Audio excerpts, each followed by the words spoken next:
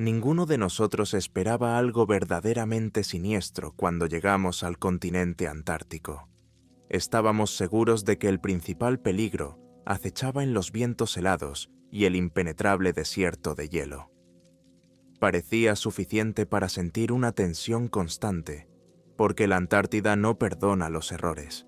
Pero cuando descubrimos gigantescos vacíos bajo la superficie del hielo y, como demostraron nuestras mediciones, algún tipo de antiguas estructuras artificiales, todo lo que ocurrió entonces se convirtió en una pesadilla que me persigue hasta hoy. Quiero volver a contar toda la historia, paso a paso, para intentar liberarme del pesado peso de los recuerdos, aunque me doy cuenta de que tal vez no pueda escapar de los sueños que me persiguen desde nuestra expedición. Nuestro equipo estaba formado por 5 personas. El profesor Gustav Stark, un científico de ojos fríos y voz suave pero resuelta, estaba al mando. Tenía unos 50 años y había pasado casi toda su vida en condiciones extremas. Estaba especializado en el estudio de las capas de hielo y las anomalías subglaciales. Yo, Edward, era geofísico, encargado de la investigación sísmica y por radar. Nos acompañaban Marcus, biólogo, Daniel, ingeniero de comunicaciones, y un quinto miembro, Sara, glacióloga que había trabajado en Groenlandia y tenía fama de intrépida exploradora. Llegamos a la estación de Albatros, frente a la costa de la Antártida, en pleno verano estacional, cuando hace algo menos de frío y viento. Hay que entender que verano en la Antártida es un concepto relativo. La temperatura sigue estando por encima de la marca de 15, a veces llegando a 15, y las ráfagas de viento pueden calar hasta los huesos. ¿Por qué nos interesaba la región a la que íbamos a ir? La cuestión es que unos meses antes de la expedición, una sonda no tripulada, que realizaba una exploración de alta precisión, detectó un reflejo anómalo. A una profundidad de aproximadamente 1 kilómetro, se observó una vasta cavidad bajo el hielo. En principio, tales cavidades podrían explicarse por zonas geotérmicas, donde corrientes cálidas derriten el hielo desde abajo, formando cuevas. Pero un examen más detallado reveló que los contornos del reflejo no tenían una forma natural. Se trataba de largas secciones rectilíneas que se cruzaban en ángulo recto. Cualquiera que esté familiarizado con la geología sabe que esto es muy raro en la naturaleza. Así que el profesor Stark, tras conocer esta información, decidió organizar una salida de campo para investigar el fenómeno. El científico que había en él era más fuerte que el miedo. Los demás, aunque aprensivos, sentíamos que estábamos ante algo increíble. Antes de partir, pasamos semanas preparándonos. Comprobamos el equipo de perforación, los sistemas de comunicación, el suministro de combustible de emergencia. Comprendimos que no era fácil llegar hasta allí. Teníamos que recorrer cientos de kilómetros a través del hielo, con el riesgo constante de chocar contra una grieta. Después, trabajar a temperaturas que podían matar en 1 hora si se apagaba la calefacción. Pero por dentro todos estábamos entusiasmados, porque la oportunidad de tropezar con un descubrimiento histórico en la Antártida es un acontecimiento poco frecuente. En el fondo, cada uno de nosotros sentía que tras ese horizonte de hielo había algo que no daba tregua. Los primeros días del viaje en el pesado rover transcurrieron sin excesos. Llevábamos un remolque con una segunda cabina, una especie de módulo para pernoctar y trabajar en el laboratorio. Exteriormente parecía una voluminosa caja sobre esquís. El profesor Stark conducía el vehículo siguiendo las coordenadas del GPS. A veces miraba por la ventanilla con una extraña sonrisa, como anticipando el triunfo. Marcus, por el contrario, bromeaba de vez en cuando. ¿Y si es solo una grieta y nos estamos excitando para nada? Pero nadie se opuso a la idea de seguir adelante. El segundo día el tiempo empeoró. Había ráfagas de viento que chillaban como una manada de demonios, ventisca, cegando la vista. Avanzábamos lentamente, entre 20 y 30 kilómetros al día. Parecía como si la propia Antártida no quisiera que continuáramos nuestro viaje. Una noche salí del rover para ir al baño y de repente oí algo parecido a un gemido grave, como un rugido lejano en el rumor del viento. Decidí que eran imaginaciones. No había animales capaces de semejante rugido aquí, en el hielo central. Aún así, un escalofrío desagradable me recorrió la espina dorsal. Regresé y no se lo dije a nadie. Al cuarto día llegamos a las coordenadas correctas. El lugar parecía una inmensa blancura, sin un solo indicio de roca o grieta. El profesor comprobó nuestros instrumentos. Los sensores sísmicos indicaban que debajo de nosotros había un espesor de hielo y luego una zona de vacío. Ver una superficie plana y darse cuenta de que ahí abajo hay una cavidad gigante es aterrador. Es como caminar sobre hielo fino sobre un precipicio. Pero montamos el campamento. Desplegamos la tienda principal, la estación de perforación, los generadores. La esencia del plan era la siguiente. Perforamos un agujero, abrimos una cavidad, bajamos un robot con una cámara y sensores. Si el espacio era lo bastante grande, el profesor iba a bajar él mismo. La idea parecía descabellada, pero Stark tenía autoridad, y en nuestro interior también sonaba la voz de la aventura. ¿Y si encontramos un lago subglacial y hay todo un ecosistema? O, lo que es aún más interesante, una cueva antigua, conservada de la época en que la Antártida no era un desierto helado. Fuertes sueños nos impulsaron a seguir adelante. Empezamos a perforar. Daniel instalaba un sistema de calefacción para que el taladro derritiera el hielo. Sara se encargaba de medir y analizar constantemente la roca. Marcus esperaba con curiosidad la oportunidad de tomar muestras microbianas. Yo ayudé con la parte geofísica, comprobando las capas, comprobando la ecolocalización. Todo fue relativamente bien. Unos días después, la perforadora alcanzó la profundidad. Primero 800, luego 900 metros. Y entonces quedó claro que a la altura de 950 metros empieza el vacío. Cuando la perforadora colgó en el aire, sentimos que no encontraba resistencia. La sonda de prueba demostró que allí había un volumen decente de espacio. Nuestros corazones latían con fuerza. Habíamos conseguido confirmarlo. Era el momento de enviar el robot. Era una pequeña cápsula con una cámara, luces y sensores. La bajamos con una cuerda de sujeción y nos acomodamos en el monitor, observando cómo la imagen de la oscuridad empezaba a distinguir paredes de lo que parecía ser piedra o hielo. Me llamó la atención que la forma del pasillo, y parecía un pasillo, era demasiado regular. Superficies lisas, baches en algunos lugares, pero claramente no caóticas. Sara adivinó. ¿Podrían ser estructuras no de origen natural? El profesor Stark asintió, diciendo en voz baja, «Increíble». Pero la cámara se movía, y de repente se produjo un fallo. La pantalla parpadeó con estática durante un segundo, y a continuación vimos objetos que parecían sobresalir del suelo. ¿Líneas rectas? El robot giró, iluminando la pared, y pude distinguir algo parecido a un adorno. Chillé involuntariamente. «¡Hay dibujos! No, no puede ser». Marcus respiraba con dificultad. El profesor permaneció en silencio, pero había fuego en sus ojos. La imagen se difuminó, la conexión se debilitó y en un momento desapareció. El cable estaba intacto, pero no podíamos ver el robot. Parece que el cable de control estaba dañado. Daniel intentó reactivar la señal, pero fue en vano. «Aunque sabiendo que el robot ha caído, puede que no haya retorno», comentó el profesor, y añadió, «bajaremos nosotros». Todos pensaron, esto es bastante peligroso. Descender por un cable en un pozo de hielo de 1 kilómetro de longitud, encontrarse en un espacio desconocido sin garantía aparente de ascenso. Pero el profesor Stark insistió en que merecía la pena correr el riesgo.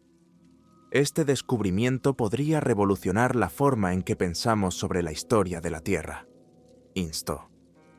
Sara y Marcus tenían sus dudas, pero prevaleció el entusiasmo. Yo estaba aterrorizado, pero la idea de tocar el misterio me impulsó a seguir adelante.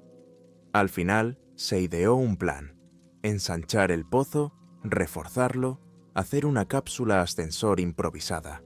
Solo una plataforma cilíndrica de metal con un cabrestante.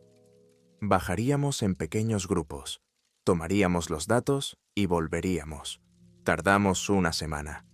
Todo el tiempo nos perseguía la sensación de que algún ojo alienígena nos observaba desde las profundidades. Trabajábamos durante el día y por la noche oíamos extraños crujidos en el fondo, como si alguna fuerza intentara abrirse paso. Yo lo atribuía a la tensión del hielo, pero no dejaba de inquietarme.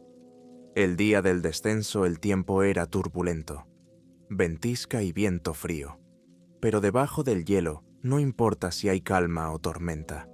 Preparamos el ascensor, comprobamos las cuerdas de seguridad. Fuimos los 5, de lo contrario no tendríamos manos suficientes y no queríamos dividirnos en grupos. Nos colocamos en la plataforma metálica. Daniel controló el mecanismo, bajándonos lentamente por el hueco. Nos invadió una oleada de miedo. Si el cabrestante se atascaba, ¿cómo saldríamos? Pero nos mantuvimos firmes.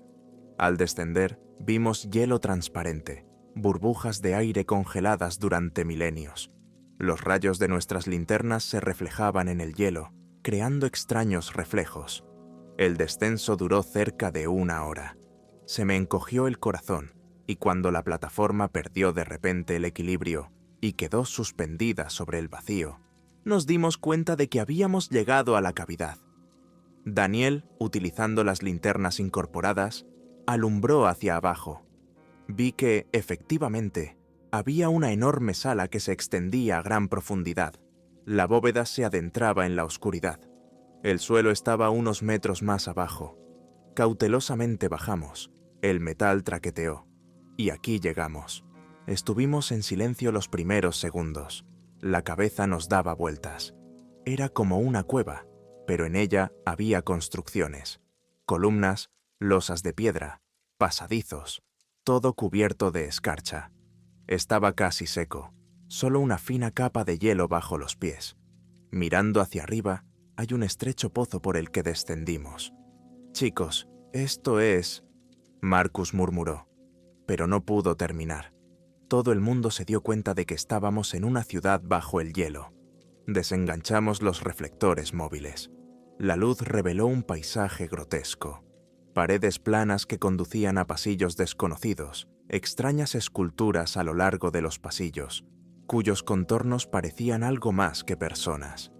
La superficie estaba cubierta de cristales de hielo que brillaban a la luz de las linternas. Me acerqué a una estatua. La figura podía ser antropomorfa, pero la cabeza era ovoide, con muescas donde están nuestros ojos. Las líneas sinuosas de debajo parecían vástagos. No fue el frío lo que me produjo escalofríos, sino el horror. Estas criaturas no encajaban en las ideas habituales de las culturas humanas. El profesor Stark, atónito, dijo: «Esto no puede ser obra del Homo sapiens, o es algo increíblemente antiguo». Marcus susurró: «Pero en la Antártida, el hombre solo ha aparecido oficialmente en tiempos recientes, e incluso entonces para misiones científicas». Se hizo el silencio, un misterio incomprensible. No queríamos pronunciar la palabra «civilización no humana» en voz alta, pero la idea nos rondaba. Durante un rato nos limitamos a observar la sala, haciendo fotos. Sara miraba los bajorrelieves. Los dibujos se retorcían, formando estrechos símbolos. Le parecía como si fuera un lenguaje, pero distinto de cualquier otro conocido. Yo estaba fijando coordenadas, intentando averiguar dónde estaba la entrada-salida. Daniel estaba instalando un radiotransmisor, pero la señal a través de 1 kilómetro de hielo era débil. De vez en cuando solo podíamos transmitir mensajes cortos a la superficie, como «No pasa nada, estamos explorando». Entonces nos apresuramos a explorar los pasillos que se adentraban en el hielo. Nos pusimos trajes de abrigo, hicimos un cable para no perdernos y seguimos la columnata. Sentí las paredes como si sobresalieran, presionando. Pronto nos encontramos con un pasadizo que daba a una gran sala, con una enorme plataforma en el centro, como un altar. A lo largo de las paredes había una hilera de estatuas vestidas de hielo. Las miré más de cerca. Algunas tenían las extremidades desiguales, como si tuvieran 3 dedos. De nuevo pensé que esto no era propio del hombre. Quizá esta criatura existía aquí mucho antes que nosotros. Marcus empezó a medir la temperatura, alrededor de 2, más cálida que en la superficie. Tal vez manantiales geotérmicos subterráneos, o algún tipo de sistema de calefacción. Absurdo, pero el hecho era que aquí hacía algo menos de frío. Además, el aire era fino pero respirable. Tal vez algunas grietas hacia el exterior permitían la circulación del aire. Mientras examinaba la plataforma, me fijé en una gran losa con pictogramas grabados. El profesor Stark se acercó y agitó su linterna. En la piedra había figuras representadas, alguien parecido a una criatura alta, y a su alrededor, múltiples formas inclinadas ante él. Era como si estuvieran adorando, y símbolos que representaban algo parecido a estrellas o tentáculos. Una escena aterradora. Marcus murmuró que podría ser una deidad o un gobernante, pero solo mirar aquellas proporciones distorsionadas le producía escalofríos. La excitación científica, sin embargo, nos impulsó a seguir adelante. Detrás de la plataforma se abría un pasadizo que desembocaba en un túnel descendente. Sarah protestó porque era peligroso adentrarse más, pero Stark no quería perder la oportunidad. Además, la radio de Daniel funcionaba mal y pensó que podríamos bajar para encontrar un lugar más seco, donde hubiera menos interferencias. Cedimos a la lógica común y bajamos por el estrecho pasadizo. Descendimos durante unos 20 minutos. El pasillo parecía interminable, y en algunos lugares había grietas en las paredes de las que rezumaba agua. Había un repugnante olor a humedad y algo podrido en el aire. Finalmente, el pasillo nos condujo a una sala colosal, donde el techo se perdía en la penumbra y el suelo sobrepasaba la luz de los focos. Pero lo más chocante eran las estructuras que sobresalían del suelo, enormes formas geométricas, como cubos y pirámides, intercaladas con mecanismos desconocidos. Parecían fundidos de piedra y metal, derrumbados en algunos lugares, pero seguía siendo un sistema complejo. Al mirar a nuestro alrededor, Sarah vio una enorme puerta en una de las paredes. Estaba entreabierta. Había símbolos en espiral que recorrían su contorno. Y entonces sentí vibrar el suelo, un leve zumbido, como el latido de un corazón en alguna parte. Con voz temblorosa, pregunté si los demás podían oír. Marcus asintió con la cabeza. Daniel no. Tenía ruido en los auriculares. El profesor se acercó a la puerta. «Vamos a comprobarlo». Quise oponerme. Todo mi ser gritaba que allí se escondía algo prohibido. Pero por desgracia, no me atreví a contradecir a mi superior. Entramos en la habitación, iluminándola más. Resultó ser una galería de sarcófagos o cápsulas, hileras de enormes bloques rectangulares extendidos a lo largo de las paredes, cada uno con un panel transparente, detrás del cual se veían siluetas oscuras. Sentí que me fallaban las piernas. El caso era que detrás de aquellos paneles podía ver formas difíciles de describir. Parecían humanoides, pero eran como la mitad de altos, con cráneos alargados, y sus extremidades parecían multiarticuladas. Algunos tenían los dedos partidos en lugar de manos, otros tenían formas aún más extrañas. Era como toda una colección de criaturas congeladas en hielo o en un líquido conservante que no podía comprender. Las ventanillas estaban empañadas, pero a través de la masa turbia se distinguían los contornos.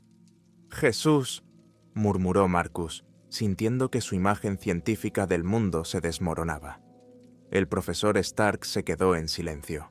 Finalmente dijo: «Eso podría explicar quiénes eran los constructores. No parecen humanos». El mero hecho de decirlo era aterrador, pero la prueba estaba delante de nosotros. Lo que seguía sin saberse era si esas criaturas estaban vivas o llevaban mucho tiempo muertas. Gracias a Dios, esperaba que estuvieran muertas. Nos acercamos con cautela a uno de esos sarcófagos. El cristal, o algo parecido, estaba cubierto de grietas. El interior estaba lleno de una sustancia turbia, y la criatura tenía largos brazos fundidos en una sola excrescencia. No se veían ojos y la cabeza tenía una forma inusual. Todo aquello agitaba la mente. Sara intentó hacer fotos, pero le temblaban las manos. Daniel lo grabó todo con la cámara. Sentí que el pánico se apoderaba de mí. Sí, ¿hemos encontrado una civilización extraterrestre o prehistórica? No lo sé. Pero si estaban durmiendo bajo el hielo, ¿es posible que algunos de ellos sigan vivos? Mientras reflexionábamos, el profesor decidió marcharse, aconsejándonos que no tocáramos nada. Pero cuando nos dirigíamos hacia la salida, oímos un gemido grave detrás de nosotros, como si la grieta de un sarcófago se hubiera hecho más fuerte. Al mirar a nuestro alrededor, observamos que el casco de la cápsula rezumaba líquido. ¿Fueron las grietas reventadas por nuestra interferencia? ¿Sonidos? ¿Pasos? No lo sé. ¿Y si...? Oh, no quería pensar. Volvimos al gran salón. Sentí que debía subir a la superficie de inmediato, decirles que enviaran un gran equipo. Pero por dentro tenía la sensación de que no nos dejarían salir en vano. Y efectivamente, en algún pasillo, donde intentábamos girar, vimos una larga sombra que se deslizaba por el techo. A la luz del reflector se escabulló. Desapareció. Grité: «¿Quién está ahí?». El profesor corrió hacia adelante, pero no encontró a nadie. Marcus, tembloroso, soltó: «¿Quizás una de estas criaturas se ha despertado?». Se me encogió el corazón. ¿No son solo cuerpos momificados? ¿O estamos ante algo más que vive aquí? Las vibraciones recorrieron el suelo como un terremoto. Apenas podíamos mantenernos en pie. La bóveda traqueteó. Trozos de hielo cayeron de detrás de los escombros. «¡Tenemos que salir de aquí!», gritó Daniel. Corrimos, iluminando el camino. Pero el laberinto estaba revuelto, nuestras marcas borradas o arrancadas. Empezó una carrera de pánico por los pasillos. A veces oíamos el pisotón de pies desconocidos. A veces veíamos destellos de siluetas negras. Una vez estoy seguro de haber visto una criatura que descendía por la pared sobre 4 extremidades, demasiado rápido para ser humano. Después de dar muchas vueltas, encontramos el vestíbulo, donde se encontraba nuestra plataforma elevadora. Pero nos horrorizó ver que el cable del lado de la superficie había sido tirado hacia adentro, cortado o roto por alguien. La pesada plataforma yacía torcida, el mecanismo del cabrestante dañado. «¡Maldita sea!», exclamó el profesor. «Nos han cortado el cable». Como confirmándolo, un susurro polifónico surgió de la oscuridad, como un coro sin palabras. Los 5 humanos inteligentes nos quedamos parados, sin saber cómo salir. Mientras el profesor comprobaba si se podía reparar, Sara y Marcus sujetaban las antorchas. Yo aferraba la pistola de bengalas. Daniel repasaba las piezas. Al cabo de unos minutos, llegó a una conclusión. «No podemos arreglarlo sin piezas de repuesto. Tendremos que encontrar una salida alternativa, si es que la hay, o destruir el obstáculo». «¿Pero qué obstáculo? 1 kilómetro de hielo sólido encima. No puedes volarlo todo». Lo único que quedaba por creer era que en algún lugar había otro camino, creado por los propios habitantes de este reino subterráneo. Quizá un antiguo túnel hacia el océano. Decidimos reconsiderar nuestros planes. Aún teníamos algunas provisiones, también pilas para las linternas, pero solo una cantidad limitada. Si no encontramos una salida, moriremos. ¿Pero sentados en un rincón esperando a morir? No. El profesor dijo: «Estamos buscando un posible túnel. ¿Sigue funcionando el dispositivo de exploración?». Lo comprobé. Estaba dañado, solo funcionaba parcialmente, pero mostraba un corredor descendente al oeste de nuestra sala. Elegimos ese vector. Recorrimos los pasadizos durante 3 horas. A veces veíamos salas extrañas, altares tallados, enormes salones con esculturas incomprensibles, entre las que había imágenes de fajas gigantes que se adentraban bajo tierra. A veces se oían crujidos procedentes de los callejones sin salida, y nos apretábamos contra la pared, apagando las luces para no ser descubiertos por posibles perseguidores. Tenía los labios secos y el corazón me latía con fuerza. A menudo veíamos restos de algún tipo de máquina, desmenuzados por el hielo, y símbolos en ellos que parecían indicar que sus creadores estaban muy evolucionados. Cuanto más nos dábamos cuenta, más nos horrorizábamos. En todo este tiempo no nos habíamos topado directamente con ninguna criatura viva, aparte de vagas sombras. Tal vez les bastara con asustarnos desde la distancia. Por fin, al final de nuestras fuerzas, llegamos a una enorme gruta, en cuyo centro había un lago subterráneo cubierto por una fina costra de hielo. Hacía un frío glacial, pero había vapor sobre el agua, un indicio de un manantial cálido bajo el hielo. A lo largo de la orilla había losas de piedra, y en el extremo más alejado, un túnel del que salía agua. «¿Tal vez conduce al mar?», sugirió Marcus. Nos alegramos, pensando que podría haber una salida.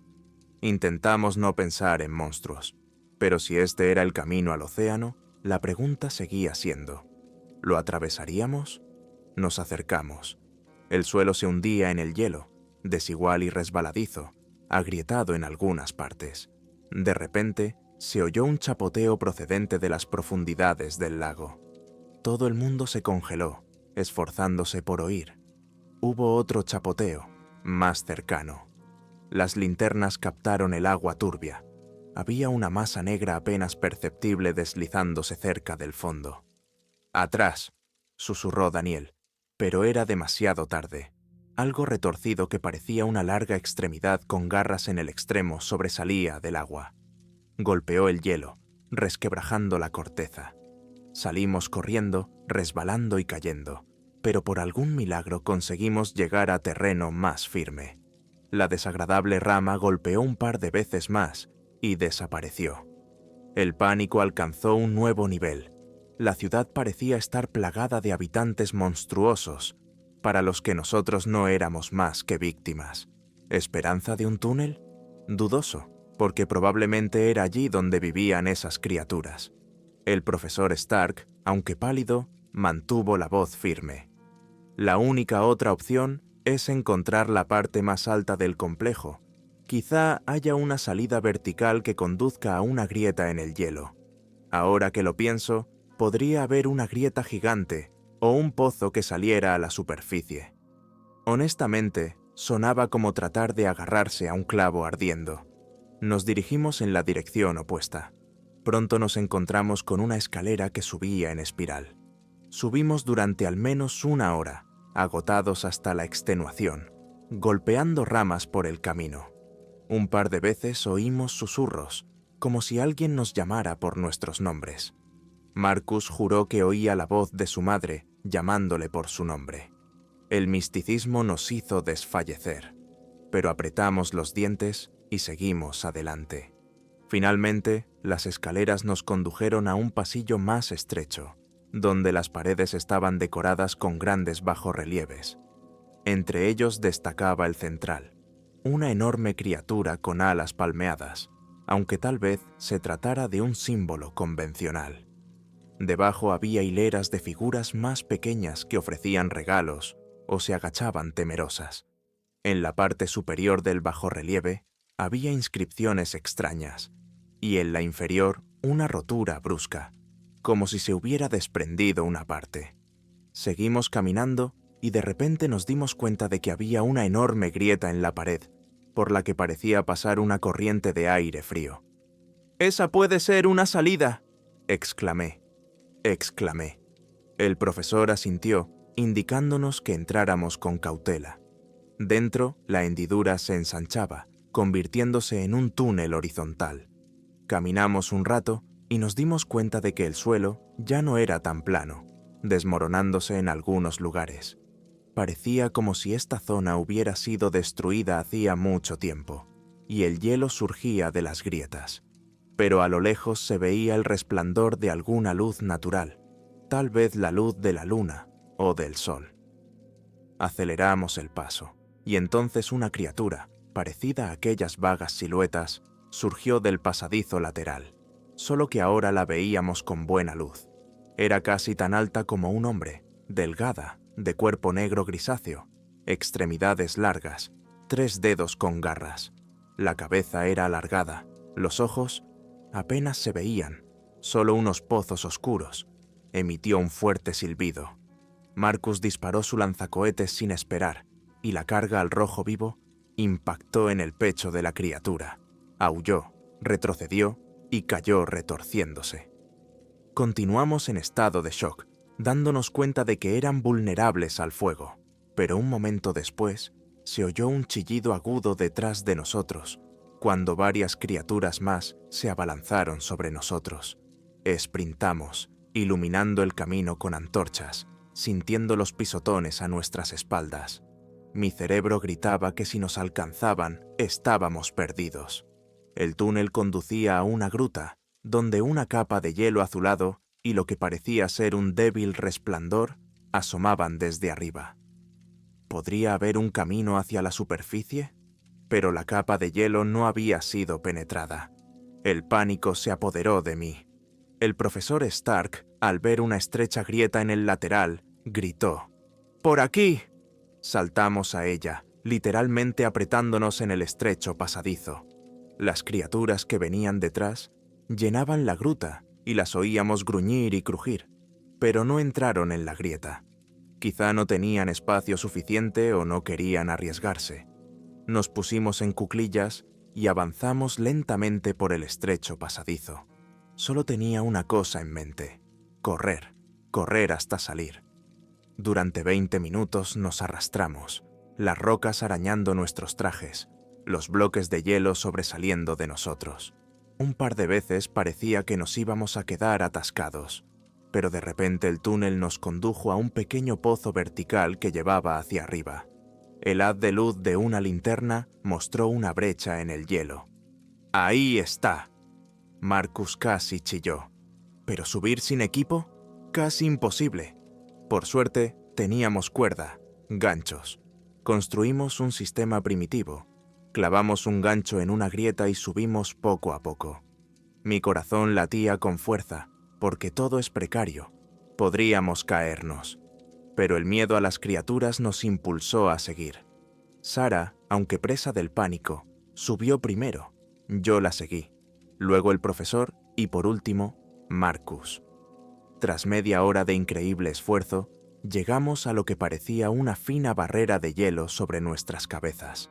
Picándola con un piolet, sintiendo cómo se desmoronaban los fragmentos, la atravesamos de repente. Caímos en el frío viento antártico, a punto de perder el conocimiento. Pero fue liberador. Un campo normal, nevado y sencillo, bajo un cielo gris. Nadie podía creer que, después de tanta oscuridad, hubiéramos conseguido salir. Mirando a nuestro alrededor, nos dimos cuenta de que nuestro rover no estaba tan lejos, aunque probablemente estuviera a 15 o 20 kilómetros. Habíamos recorrido un largo camino bajo tierra. ¿Era por la mañana o por la noche? Era difícil saberlo, pero había luz, y eso era bueno. A través de la tormenta de nieve, superando poco a poco el espacio, avanzamos en la dirección prevista, orientados por el GPS, que por desgracia funcionaba mal. Sin embargo, tuvimos suerte. En un par de horas vimos marcas familiares en la nieve, de barriles con combustible, y en otra hora nos topamos con un todoterreno. No nos quedaban fuerzas, pero nos metimos dentro, encendimos la calefacción de emergencia y encendimos la luz. Exhaustos, apestando a miedo, nos quedamos sentados, dándonos cuenta de lo que había pasado. El profesor Stark, con amargura en la voz, dijo: «Todos los registros, fotografías, instrumentos, la mayor parte se quedó abajo. Pero por lo que hemos visto, está claro. Hay una antigua civilización ahí abajo, indescriptiblemente antigua, y probablemente no humanoide, y aún están vivos, o parcialmente revividos». Al decir esto, cerró los ojos mientras las imágenes de aquellos sarcófagos afloraban en su mente. Al cabo de 24 horas, llegamos a la base. Todo el mundo estaba congelado, en estado de semi-shock. Solo contamos fragmentos de la historia, hablando de difíciles condiciones subglaciales y ataque de animales desconocidos. Parte de ella se transmitió en secreto a las autoridades superiores. Seguro que todo estaba clasificado. Se llamó a los equipos de rescate y luego, por lo que oí, una especie de grupo de trabajo salió a investigar. Marcus y yo nos fuimos. Sara abandonó la Antártida. No quería volver. Pasó el tiempo, pero las pesadillas me persiguen. Veo paredes con siluetas monstruosas talladas en ellas. Veo sarcófagos que brillan en la penumbra. A veces oigo un zumbido que parece un pulso. A veces pienso en las criaturas que nos condujeron hasta aquí. Me pregunto si se dan cuenta ahora de que los humanos han encontrado su ciudad.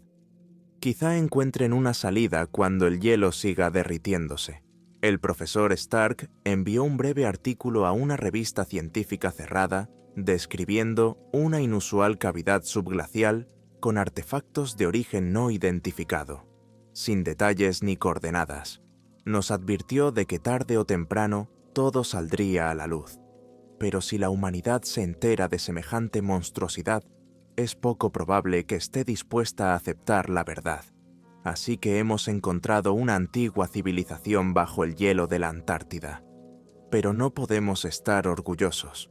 Hemos perturbado algo que no pertenece del todo a las formas de vida terrestres, o que se relaciona con ellas indirectamente, siendo una reliquia de épocas prehistóricas en las que el continente pudo haber sido habitable, o quizá incluso procedente de otros mundos.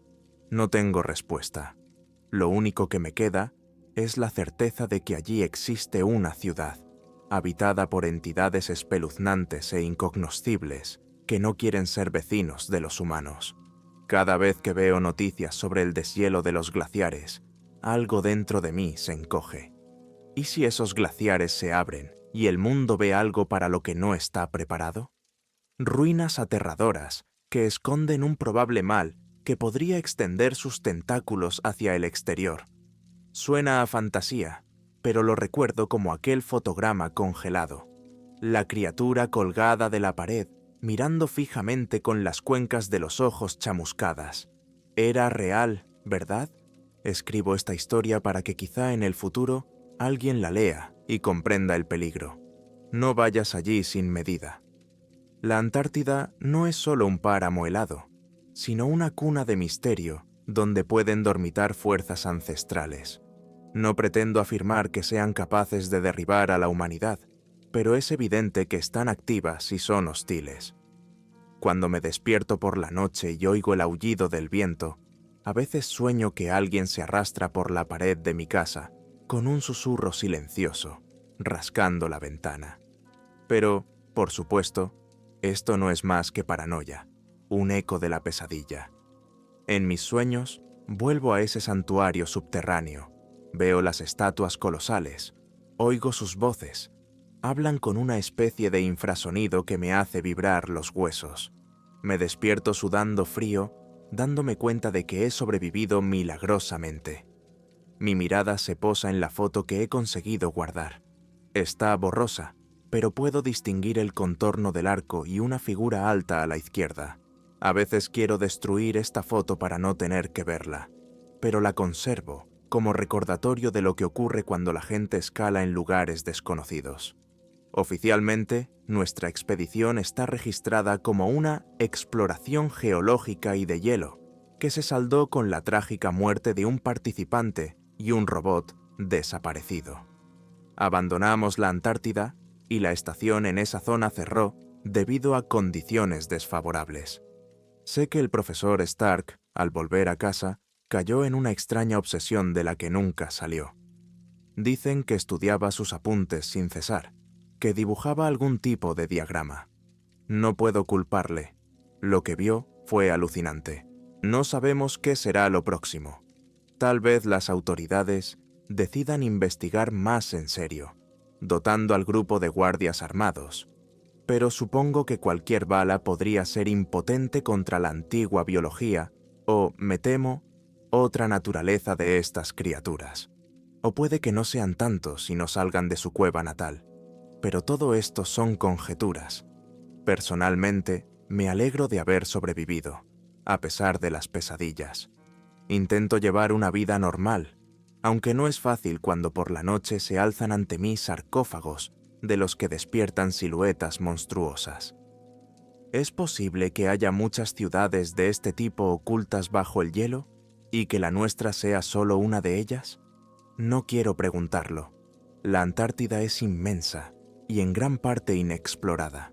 Si hay aún más puntos calientes monstruosos latentes allí, la humanidad podría enfrentarse a una pesadilla inimaginable si sigue perforando e invadiendo.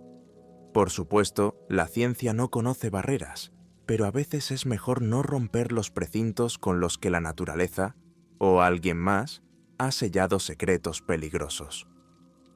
Termino este largo relato, esperando que palabra a palabra pueda desterrar de mi memoria las imágenes de aquellas estatuas, bajorrelieves, cápsulas transparentes con cuerpos no humanos.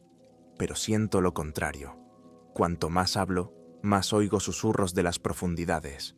Es como si volviera Lielatoa a deambular por los pasillos, iluminados únicamente por nuestros focos, y siento un miedo viscoso a las sombras que habitan en los callejones sin salida. No es solo un recuerdo, sino algo que ha entrado en mis sueños. Lo siento por Daniel, que no ha podido salir.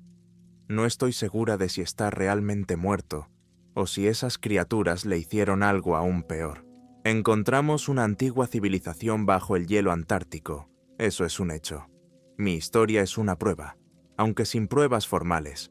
Estoy seguro de que las autoridades no permitirán que los detalles se hagan públicos.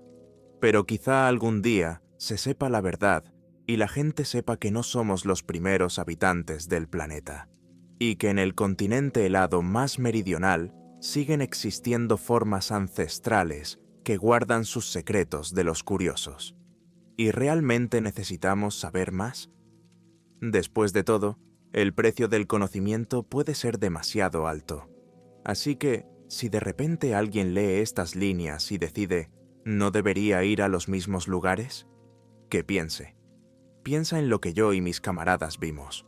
Hordas de estatuas de seres inhumanos, sarcófagos que vibran con vida fantasmal, crujidos en la oscuridad que acalambran la respiración y criaturas monstruosas que se deslizan por las paredes y los techos. No atravieses la puerta prohibida. No debes hacerlo. A veces lo correcto es abandonar la ciudad maldita bajo el hielo, donde ha permanecido en silencio durante miles de años. Tal vez sea mejor para todos nosotros fingir que no existe. Pero si el hielo se derrite más rápido de lo que pensamos, entonces, tarde o temprano, estos corredores se abrirán al mundo sin nuestra intervención. Y entonces, las criaturas desconocidas encontrarán la salida. ¿Les importa la humanidad? ¿O su objetivo es la supervivencia? No quiero pensar en ello. Dejemos que eso sea asunto de las generaciones futuras. Ya tengo suficientes pesadillas para el resto de mi vida. A veces me sorprendo pensando que en situaciones sencillas de la vida, como el ruido de un congelador, oigo el mismo gemido grave que aullaba en las salas de hielo. Todo me viene a la mente a la vez. El frío resplandor de la piedra, el eco de los pasos y el terror en los ojos de mis amigos. Mantengo temblorosamente la esperanza de que solo se trate de un síndrome postraumático, pero mi corazón me dice que algo mucho más antiguo y poderoso tocó nuestra realidad cuando invadimos aquellos pasillos, y ahora está llamando sutilmente a nuestro mundo, utilizándome como testigo involuntario. Lo creas o no, esa es mi historia. No busco compasión, solo describo una cadena de acontecimientos que surgió de la sed de conocimiento. Y en esa cadena no solo desvelamos uno de los mayores secretos de la Tierra, sino que también nos encontramos con una fuerza más allá de nuestra comprensión. Tal vez esto debería servir como advertencia para futuras expediciones. Algunos secretos es mejor no tocarlos. Al terminar las últimas palabras, creo sentir que la habitación tiembla ligeramente. No, es solo el autoenfoque de mis miedos, porque la ciudad bajo el hielo sigue estando lejos, a miles de kilómetros. A mi alrededor, el ruido de las calles, pero en mi mente vuelvo a oír el crepitar del hielo y veo en el borde de mi campo de visión a la criatura que, impulsada por una agilidad salvaje, se desprende del techo y desaparece detrás de una columna. No sé si existe realmente o si fue un producto de mi dañada psique, pero si es real, se lo ruego, no intente llegar al fondo del asunto. Mejor dejar en paz a la dura Antártida, con sus misterios antes de que escupa pesadillas que desafían el fuego, las balas y la comprensión científica. Al fin y al cabo, sabemos tan poco de nuestro propio hogar, las profundidades de los océanos y el hielo. Quizá los verdaderos amos de este planeta duermen donde creíamos que todo estaba muerto.